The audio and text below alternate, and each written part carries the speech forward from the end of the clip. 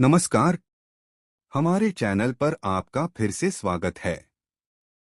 आज हम इस मानसून में होने वाली सूखी खांसी को शांत करने के लिए 5 त्वरित और प्रभावी घरेलू उपचार साझा कर रहे हैं। चलिए शुरू करते हैं। पहले, अदरक की चाय। अदरक के कुछ स्लाइस को पानी में उबालें, उसमें थोड़ा शहद मिलाएं और इसका आनंद लें। अदरक में सूजनरोधी गुण होते हैं जो गले की जलन को कम करने में मदद करते हैं। इसके बाद शहद और गर्म पानी।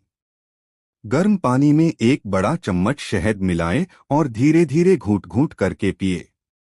शहद गले को कोट करता है, जिससे सूखापन और जलन से तुरंत राहत मिलती है।